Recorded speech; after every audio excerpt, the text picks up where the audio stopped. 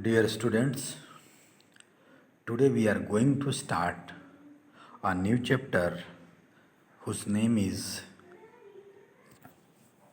Earthquake. In Hindi, it is known as भूकंप, भूमि का कांपना, भू प्लस कंपन, भूकंपन, भूमि का कांपना, right?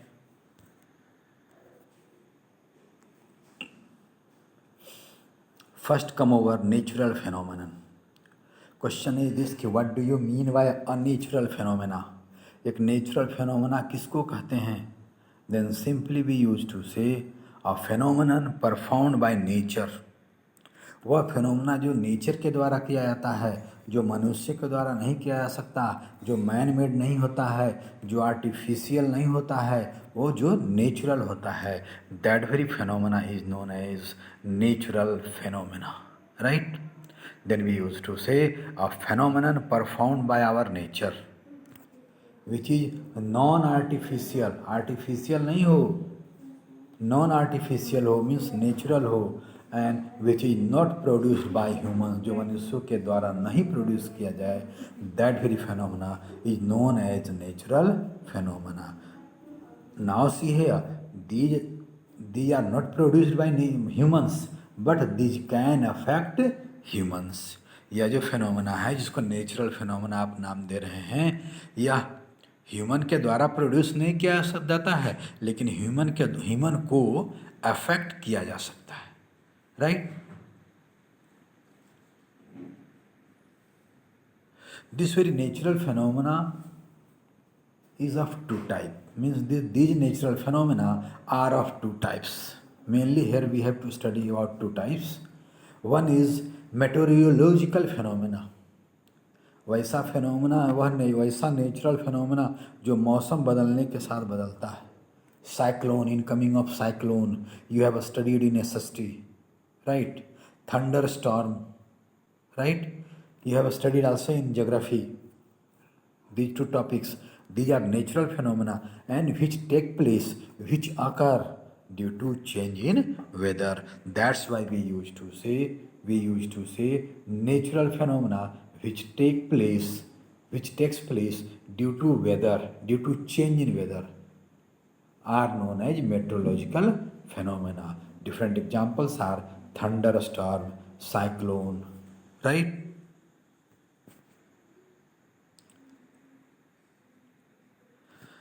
Another one is geological phenomena.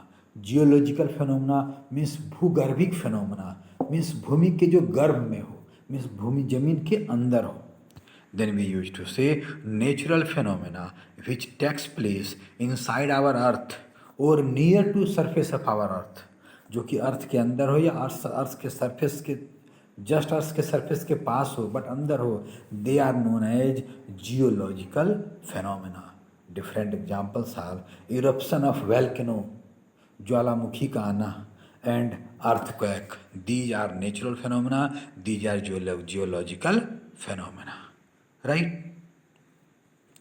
Our topic is earthquake. We have to study this very earthquake. Means we can say an earthquake is a geological natural phenomena which takes place inside our earth or near to surface of our earth, right? This very earth, अभी हमने थोड़ी देर पहले पढ़ा था, natural phenomena are not produced by humans but can affect humans. Now see here, an earthquake can cause damage to human life. आदमियों को मार सकता है. It can also cause damage to property on large scale. Large scale में human life को भी destroy कर सकता है, लार्ज स्केल में लाइफ को डिस्ट्रॉय कर सकता है, लार्ज स्केल में प्रॉपर्टी को भी डिस्ट्रॉय कर सकता है, right? Now with this very earthquake, different basic questions which arises are, what is an earthquake? एक अर्थक्वेक होता क्या है, right? What happens when it occurs? जब ये होता है तो क्या होता है, जब ये होता है तो क्या होता है, right? Next one, what is the cause of an earthquake? ये अर्थक्वेक होता क्यों है, भूमि का जो कंपन होता है वह क्यों होता है? And next question is, if earthquake has come then what can we do, what can we do, what can we do, what can we do to minimize its effect. इसके असर को कम करने के लिए, इसके प्रभाव को कम करने के लिए हमें क्या करना चाहिए? Right, these are the different basic questions which we have to study in this very chapter. Right, we use to say an earthquake is a sudden tremor. एकाएक ट्रेमर मीन्स हलचल, एकाएक अचानक हलचल है। An earthquake is a sudden tremor और movement of earth crust which last for a very short time. यह भूकंप क्या है? ये भूमि का कंपन क्या है? यह जो है earth, we divide our earth into two parts, three parts, crust, mantle, core. सबसे ऊपर वाला क्रस्ट होता है, उसके बाद वाला मेंटल होता है, और सबसे अंत में जो होता है वह कोर होता है। तो सबसे वाला ऊपर वाला जो है, जिसको आप क्रस्ट कह रहे हैं, राइट, उसी क्रस्ट का जो है, उसी क्रस्ट का जो एकाएक हलचल है, राइट, मतलब उसी क्रस्ट में जब एकाएक हलचल होता है, देन वी यूज टू से भूमि हमारी कांप रही है, भूकंपन हो रहा है, भूकंप हुआ है, अर्थक्वेक हुआ है। And this very phenomena last in very short time. यह बहुत छोटे समय के लिए होता है, ऐसा नहीं कि बहुत लंबे समय के लिए, बहुत थोड़े समय के लिए होगा। धरती हिलेगी और ढेर सारा चीज़ का नाश करते हुए, ज़िंदगी को नाश करते हुए, प्रॉपर्टी को नाश करते हुए खत्म हो जाएगी। Right, it originates naturally at और below the surface of earth. यह जो है अर्थ सरफेस से जस्ट नीचे या और ज़्यादा नीचे, but in what you will say, in earth crust it takes place, right? then question is this कि earthquake होता है तो कहाँ कहाँ होता है, पूरी दुनिया में कितने जगह होता है, कितना होता है? then we used to say near about 800 earthquakes occur every day all over the world।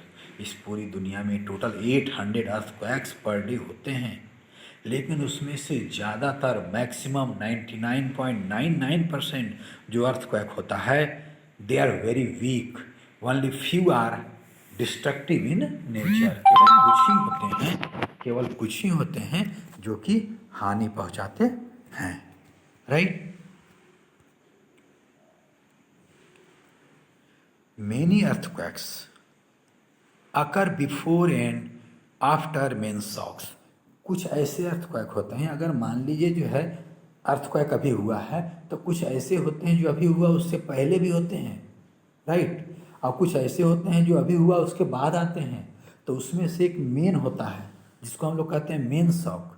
तो हम लोग कहते हैं कि मेन शॉक के पहले भी अर्थक्वेक आते हैं, बाद में भी आते हैं, राइट। तो यह जो मेन शॉक होता है सबसे इफेक्टिव होता है, सबसे डेंजरस होता है, सबसे डिस्ट्रक्टिव होता है।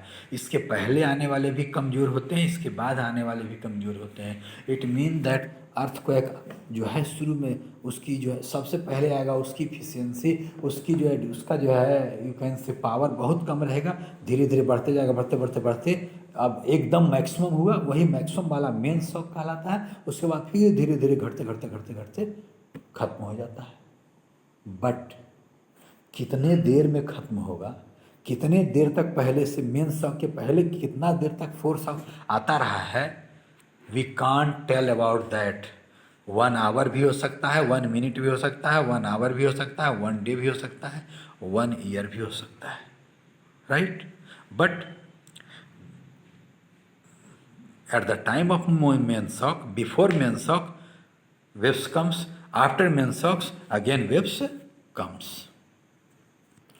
all those earthquakes which occur before main shock, जो main shock के पहले आते हैं, they are called foreshocks। जो पहले आते हैं मेन शॉक के, जो सबसे ज़्यादा डिस्ट्रक्टिव होता है, उससे जो पहले आता है, they are known as foreshocks, whereas those which occur after main shock, जो मेन शॉक के बाद आते हैं, they are called after shocks, right. Now come over effects of an earthquake. एक अर्थक्वेक का क्या क्या असर होता है, right. Then we can say earthquakes cause एक अर्थक्वेक का क्या क्या असर होता है, मीन्स अगर एक अर्थक्वेक आएगा तो हमें क्या हानि पहुंचा सकता है, क्या क्या कर सकता है। Then first thing is this, we used to say an earthquake can cause damage to the buildings, bridges, dams. यह जो अर्थक्वेक है घर तोड़ सकता है, बिल्डिंग तोड़ सकता है, महल तोड़ सकता है, पुल तोड़ सकता है, ब्रिजेज तोड़ सकता है, right. Earthquakes can cause great loss of life. आपने बहुत सुना होगा कि जो है बहुत जगह बहुत ज़्यादा अर्थ जो है जान माल की क्षति होती है, बहुत ज़्यादा जिंदगियां जो है भूकंप में दबकर मर जाती है। Earthquake can also cause floods and landslide. इस अर्थक्वेक के चलते बाढ़ भी आ सकता है, जमीन सरक सकता है। और तो और in your book it is given that due to landslides, ऐसे अगर केवल अर्थक्वेक आया है तो जितना लाइफ का लॉस नहीं होगा, due to this very landslide there is loss of large amount of life, right. आप सुनते होंगे क्या कहते हैं, उत्तरांचल में लैंडस्लाइड बहुत ज़्यादा होता है, न मालूम कितनी जिंदगियां दबकर मर जाती हैं इसमें। If the earthquakes happen to be beneath the ocean floor, अगर जो अर्थक्वेक हो रहा है वो समुद्र के तल के नीचे अगर हुआ है तो उससे जो है एक नए तरह का इफेक्ट प्रोड्यूस होता है, which is known as tsunami. Spelling of tsunami is TSUNAMI,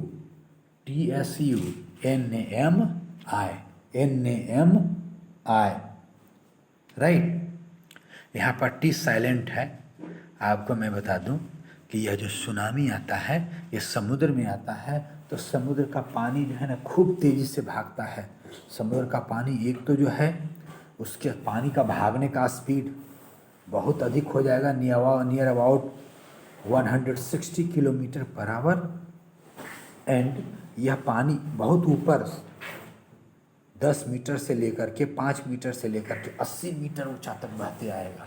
then you think over the condition कि अगर आप सीशोर के रहने वाले, सीशोर के राज्य वाले आप हैं, अगर आप सीशोर के राज्य वाले हैं, राइट, तो सोचिए अगर जो है 80 मीटर और 50 मीटर पानी समुद्र का उठता हुआ आवे जो है ज़मीन की तरफ, तो न मालूम जो है 160 किलोमीटर पर आवर की स्पीड से आए तो न मालूम कितनी दूर तक वो पानी जाएगा। और पूरा का पूरा 80 metre means you can say near about 30 मंजिल 40 मंजिल मकान को एकदम पूरा स्नान कराते हुए नहाते हुए चला जाएगा। और वह जो पानी रहेगा बहुत देर तक रहेगा। It mean that you can से उस एरिया का maximum population, maximum human being, maximum animals सारे के सारे डूब मरेंगे, राइट। समझ रहे हैं? It mean that if earthquake happens to be beneath the ocean of the ocean floor, then it will lead to tsunami and which can cause large amount of loss of property as well as life, right?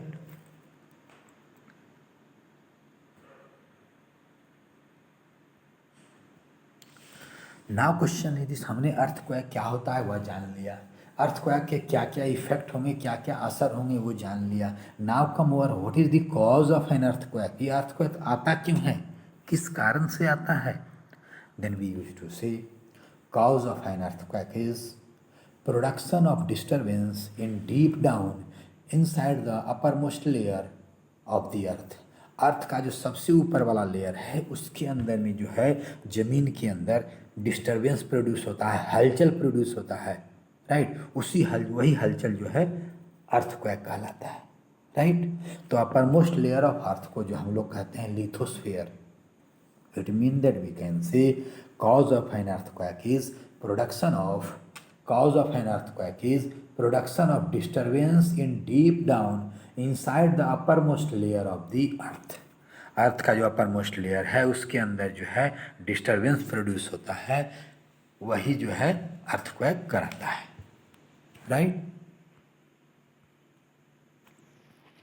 The uppermost layer of the earth is not a single piece. हम लोगों को देखने में लगता है कि इस अर्थ का जो सबसे ऊपर वाला लेयर है वह तो कहीं तो टूटा फूटा नहीं है, पूरा एक बड़ा मोटा सा लेयर है, मोटा सा एक पीस है। But no, it is not a small, it is not a single piece, but it is in the form of a small pieces, छोटे छोटे पीस के फॉर्म में है, छोटे छोटे प्लेट्स के फॉर्म में है, और वह जो है लिथोस्फीयर में है. That's why they are known as lithospheric plates और टेक्टोनिक प्लेट्स. राइट. जरा समय दिखा दूं, उसके बाद पीछे आऊँगा जो है. सी दिस, यह देख रहे हैं, these are different layers. These are different layers means these are different tectonic plates, these are different lithospheric plates. सही. इसी के अंदर में हलचल प्रोड्यूस होता है. अब वो हलचल कैसे प्रोड्यूस होता है? Now come over that.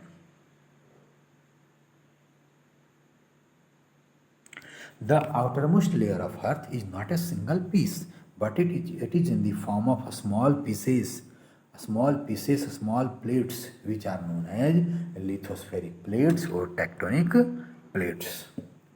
Due to movement of, listen, अब आपने यह भी पढ़ा है कि मेरा अर्थ जो है 3 लेयर में बटा हुआ है, crust, mental and core. Crust तो है ठंडा होते होते जो है सॉलिड बन गया है, बट क्रस्ट के नीचे जो है मेंटल है, वह भी अभी पिघला हुआ के फॉर्म में है, और कोर तो एकदम पिघला हुआ के फॉर्म में है. तो यह जो कोर और मेंटल में जो पिघला हुआ मेरा मटेरियल है वह शांत नहीं है. They are always in rotation, they are always in rotation. और जब वो रोटेट करता है तो उसके कांटेक्ट में मेरा लिथोस्फेरिक प्लेट्स, तो जब वो रोटेट करेगा तो इन सभी प्लेट्स को भी मूव कराएगा ना. और जब प्लेट्स को मूव कराने की कोशिश करेगा तो यह जो प्लेट्स क्या हैं, जो एक लेयर के फॉर्म में है, इसके सरफेसेस रफ हैं. इसका मतलब एक दूसरे को फ्रिक्शन लगाता है. इसका मतलब सबसे नीचे वाला जो मैग्मा है, मोल्टेन मैग्मा है, वह मूव करते हुए सबसे नीचे वाले लेयर को मूव कराना चाहता है, लिथोस्फेरिक प्लेट के लेयर को मूव कराना चाहता है. राइट. तो वह उसके मोशन को रोकता है, एक लेयर दूसरे लेयर के मोशन को रोकता है. और जोर लगा रहा है नहीं बढ़ रहा है, और जोर लगा रहा है नहीं बढ़ रहा है. This type of thing takes place. Right.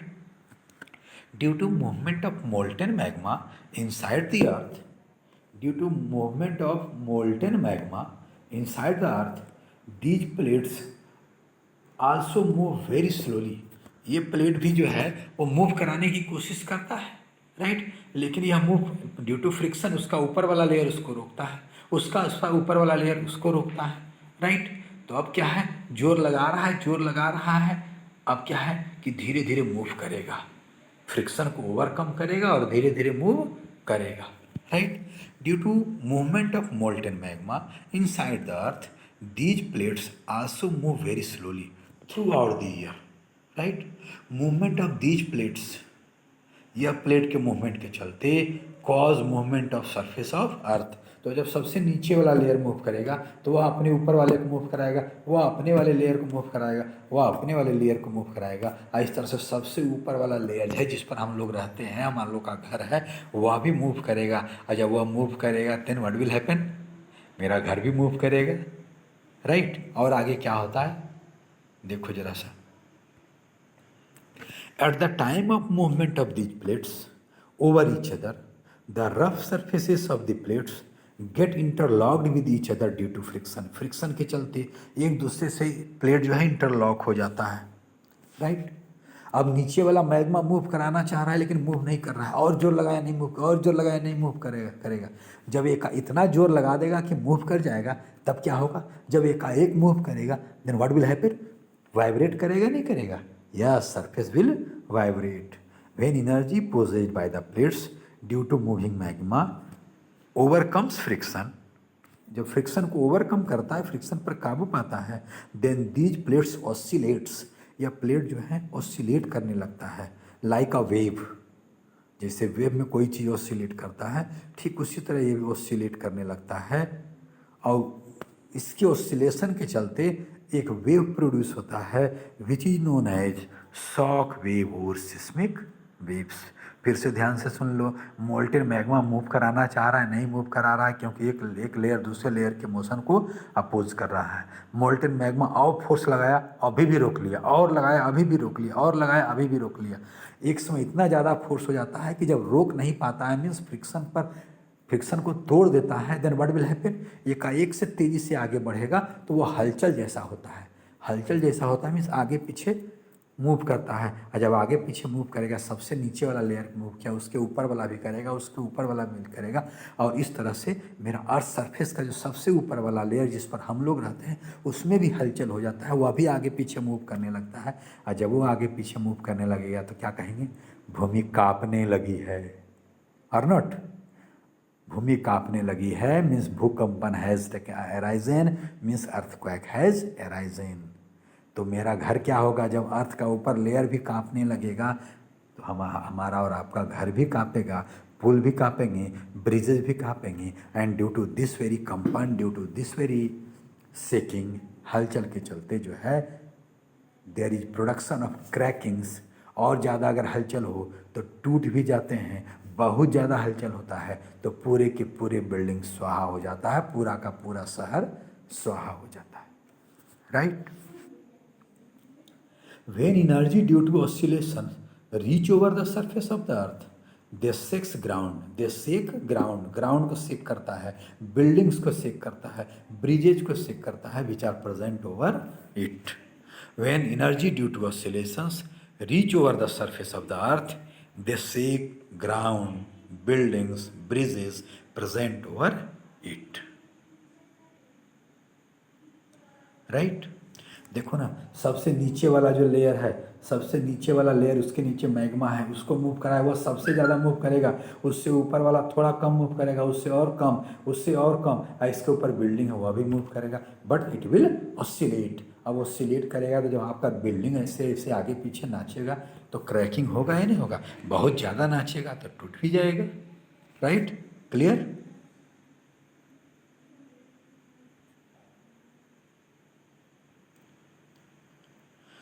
Now here we have to study about one or two points. One is known as focus. Question is this कि what do you mean by focus? Then we used to say जमीन के अंदर जहाँ पर जो है earthquake शुरू हुआ है, जहाँ पर उसका ओरिजिन पॉइंट है, जहाँ पर एनर्जी जो होगा ऑसिलेशन का मैक्सिमम होगा, that very point is known as focus. And we use to say origin point of an earthquake which is lying deep inside earth is known as focus. Earthquake का वह origin point जो कि ज़मीन के अंदर लाई कर रहा है, जहाँ पर यह प्रोड्यूस हुआ है अर्थक्वेक, उसको हम लोग फोकस कहते हैं, right. We use to call them focus, right. The point lying inside the earth at which wave is produced with maximum energy is known as focus. You can also define in this manner: the point lying inside the earth at which wave is produced with maximum energy, जमीन के अंदर का वह point जहाँ पर कि wave produce हुआ है, जहाँ पर कि जो है अर्थक्वेक प्रोड्यूस हुआ है, जहाँ पर कि उसकी एनर्जी मैक्सिमम है, that very point is known as focus, right. Epicentre, तो पहले जरा सा आ जाइए कि अब वेव चलेगा कैसे, तो देखिए चलेगा। मान लीजिए जो है कि ये आपका अर्थ है, let us suppose it is your earth, right, और यहाँ पर प्रोड्यूस हुआ है, तो यहाँ पर जो हलचल प्रोड्यूस हुआ, ये हलचल यहाँ पर आएगा, फिर और ऐसे जाएगा, फिर ऐसे आएगा, फिर ऐसे आएगा, फिर ऐसे आएगा, राइट, समझ रहे हैं। तो यहाँ पर सबसे अधिक एनर्जी धीरे धीरे दूर जा रहा है, इसकी एनर्जी घटते जाएगी और ultimately it will reach here, earth surface पर सबसे पहले यहाँ पहुँचेगा, राइट। अब और बड़ा सा सर्कल लेंगे तो ये हो जाएगा, यहाँ पर पहुँचेगा, यहाँ पर अर्थ सरफेस पर यहाँ पर पहले पहुँचेगा और यहाँ पर बाद में पहुँचेगा। तो जो एनर्जी यहाँ होगा, जो एनर्जी इस सर्कल के पास होगा, इस सर्कल के पास कम एनर्जी होगा, इट मीन दैट यहाँ पर एनर्जी जो होगा मैक्सिमम होगा अर्थ सरफेस पर। ऐसे तो एनर्जी यहाँ मैक्सिमम है, लेकिन घटते घटते अर्थ सरफेस पर जस्ट फोकस के ऊपर जो होगा यहाँ पर एनर्जी मैक्सिमम होगा, और जैसे जैसे दूर भागते जाएंगे, जैसे जैसे दूर भागते जाएंगे, again energy will decrease, again हलचल और एनर्जी डिक्रीज करेगा, मीन्स जो है अर्थक्वेक का स्ट्रेंथ डिक्रीज करेगा, इसकी इंटेंसिटी डिक्रीज होगी, मीन्स इसका हलचल डिक्रीज होगा, मीन्स डैमेजिंग इफेक्ट भी डिक्रीज करेगा, right. Now come over EP centre. EP centre कहेंगे किसको, अभी मैंने आपको बता दिया वो चीज़। The point on the surface of the earth lying directly above focus where energy of the wave earthquake reach with maximum efficiency is known as epicenter. जमीन के ऊपर का वह पॉइंट जो कि फोकस के एकदम ठीक ऊपर में लाई करता है, फोकस के सर पर लाई करता है, लेकिन वह ज़मीन पर लाई करता है, वह अर्थ सरफेस पर लाई करता है, जहाँ पर कि अर्थक्वेक का एनर्जी मैक्सिमम होगा ज़मीन पर। ऐसे तो मैक्सिमम पोल के पास होगा, और सॉरी फोकस के पास होगा, लेकिन अर्थ सरफेस पर जहाँ एनर्जी मैक्सिमम होगा जस्ट उसके ऊपर, that very point is known as epicentre. And we use to say the point on the surface of the earth lying directly above focus where energy of the wave or earthquake reach with maximum efficiency is known as epicenter. Right? जरा सा मैं आपको epicenter और focus दिखा देता हूँ, उसके बाद आगे बोलूँगा। See, let us suppose it is the part of, let us suppose it is a part of your earth, it is your upper layer, ये आपका upper layer है, and let us suppose origin point of earthquake is this, then this very point will be focus।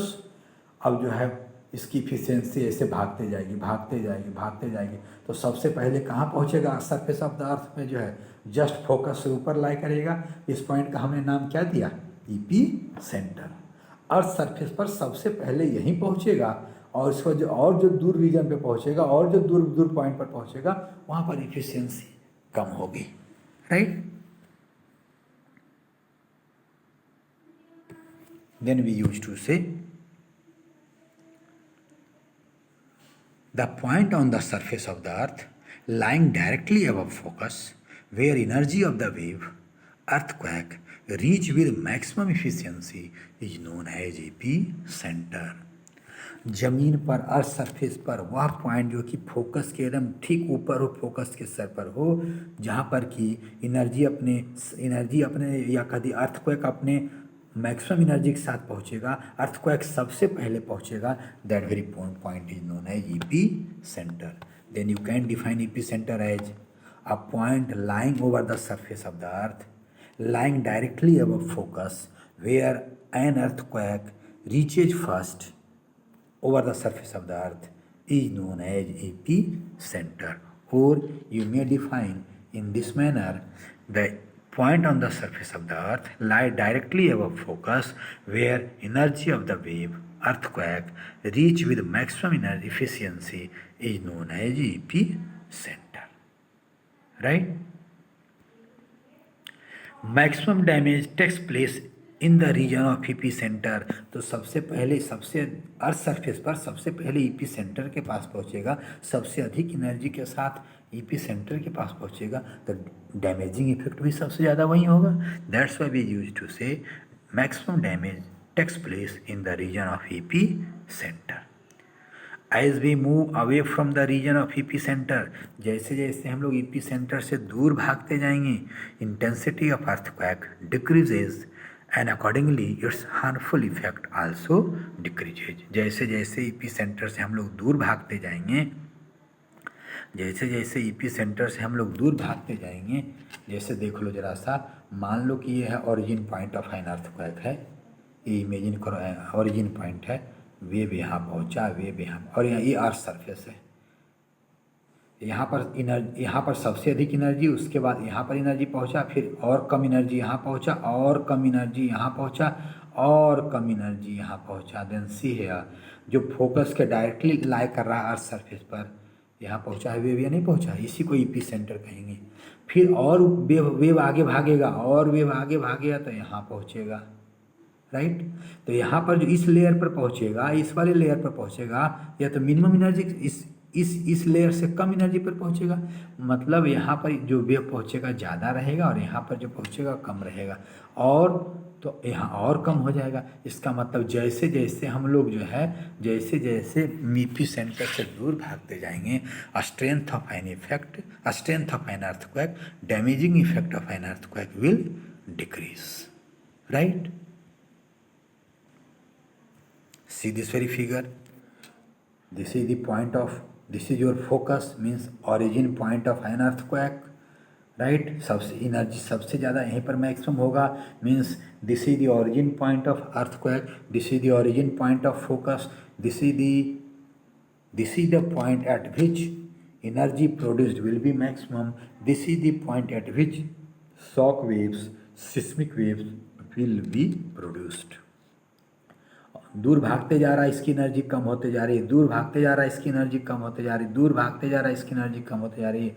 Earth surface पर जहाँ सबसे पहले पहुँचा है, जो कि फोकस के जस्ट ऊपर है, उस पॉइंट का हम लोग कहते हैं ईपी सेंटर, राइट। और बड़ा सर्कल बनाओ, तो यहाँ पर पहले पहुँचा, यहाँ पर बाद में पहुँचा है, और तो और यहाँ की एनर्जी कम होगी, राइट। तो इसका मतलब ऐसे ऐसे सर्कल बनाते जाओगे, तो जैसे जैसे सर्कल बड़ा होता जाएगा, मीन्स ईपी सेंटर से दूर भागते जाएंगे, and energy will decrease. It mean that over the surface of the earth harmful effect will be maximum at EP center, at which effect of an earthquake reaches first, right? Okay.